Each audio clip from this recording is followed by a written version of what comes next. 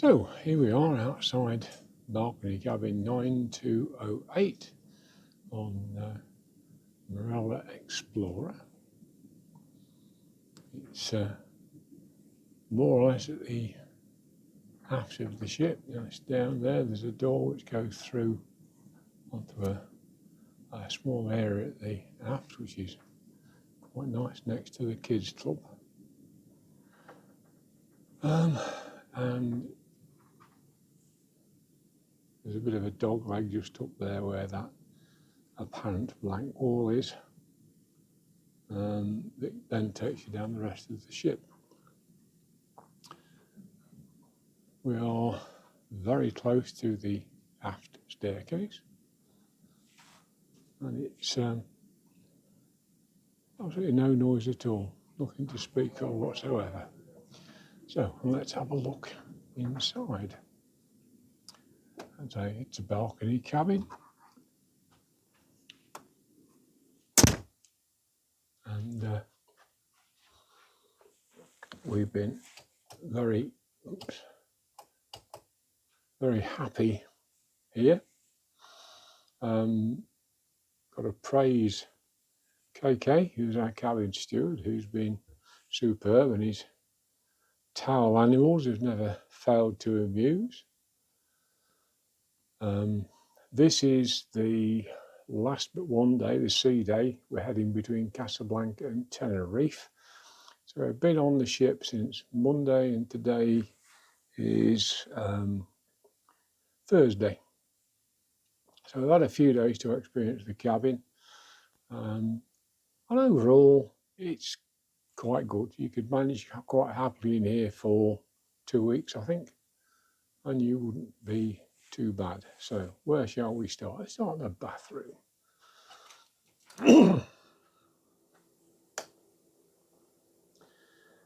Not the biggest, but perfectly functional.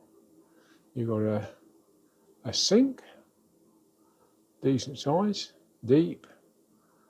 Like a lot of these sinks, a bit prone to splashing, but nevertheless it works fine. A couple of shelves there for all your knickknacks.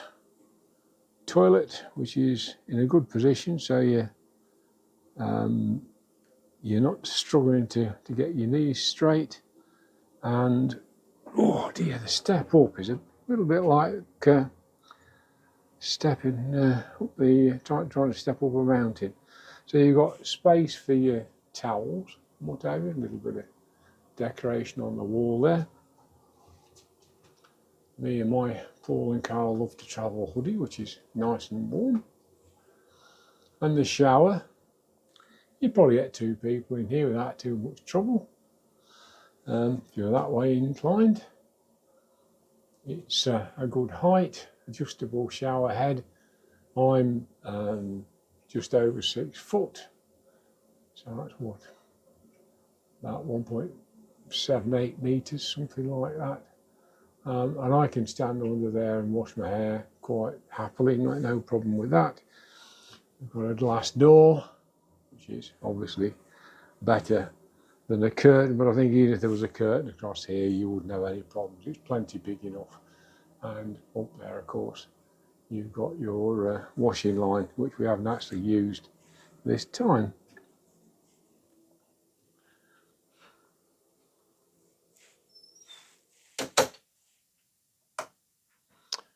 Right, wardrobe accommodation. Good, better than on Discovery. You've got 2 lots of full height hanging space, so you've got 2 life jackets up there, all Ruth stuff, full length, and shoes in the bottom.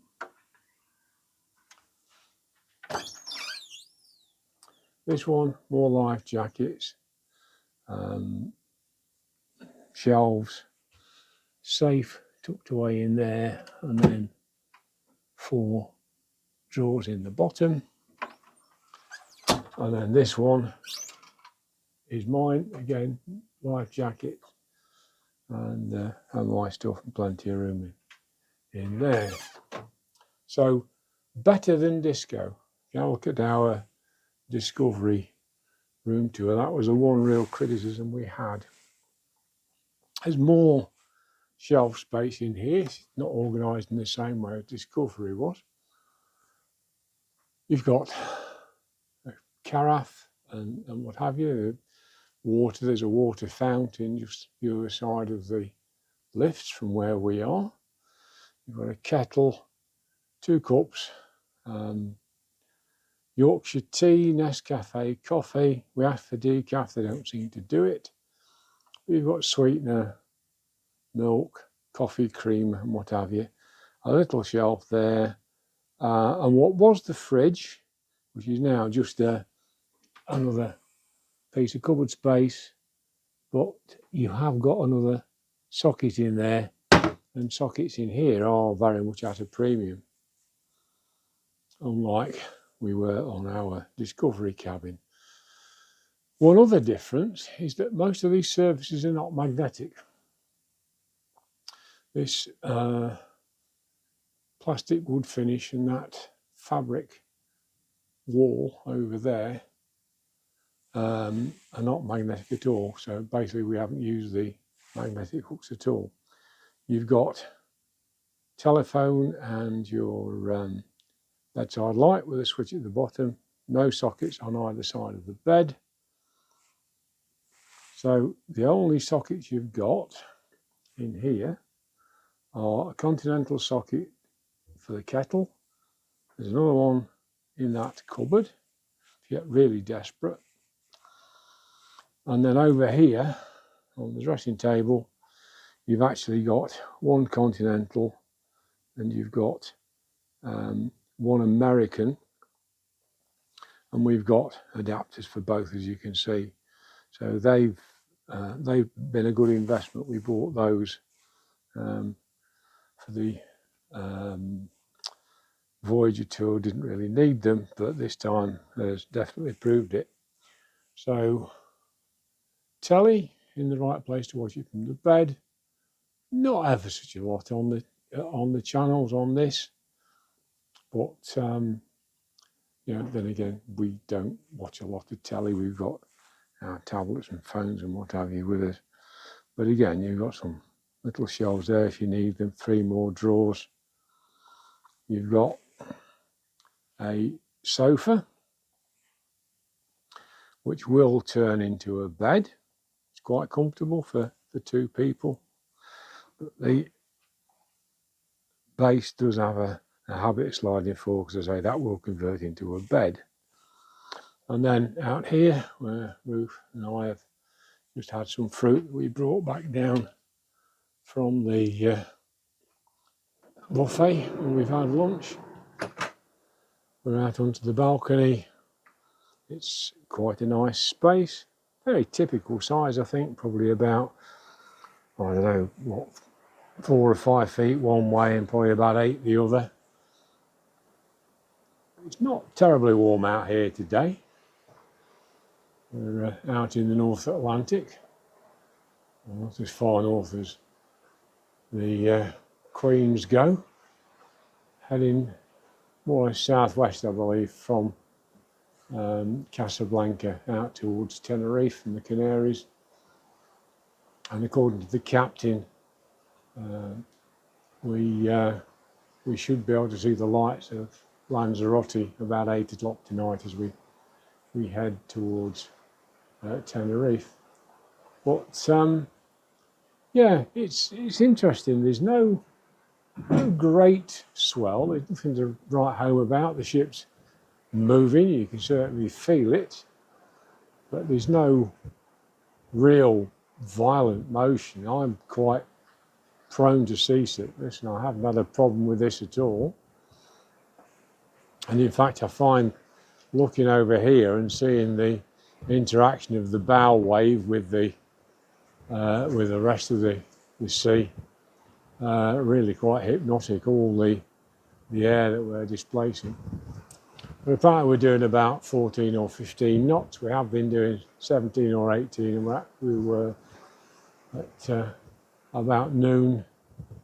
It was captain came on and said we were a little bit ahead of schedule, so they're going to, oh, there she is, she's going down at the front, and if you saw that, you can see the outside area of the bridge. You can see that going up and down. You really can't feel that. We are, as I said earlier on, well to the aft. You can see all the way up there how far away that is, and the stern is not very far at all. So we ought to be feeling it. We're quite high, we're on deck 9. But really, she's very, very stable. I've got to give her a do. I'm prone to seasickness, and I was slightly nervous about having a cabin this high and this far astern. I haven't had a problem at all. I can barely feel the ship moving at all. And yet there are sick bags at every stairwell, which I found a great surprise. Although last night, when you could feel her moving a little bit more than she is now, there were people going around moaning about how terrible this motion was, and I thought, going over the Bay of Biscay in a storm on a ferry, that got a bit hairy. Coming back from Santander to Britain with our motorbike in the hole, I was convinced we were going to go down and find a pile of cogs and wheels and goodness knows what else and a big heap on the floor, but no, it was absolutely fine. It was all screwed down. But it's the one and only time in all the many years we've been together that Ruth was actually seasick. It gives you a feel for just how bad it was. I mean, fundamentally the ship did everything bar turn somersaults. Anyway, just to give you another shot of this absolutely wonderful scene.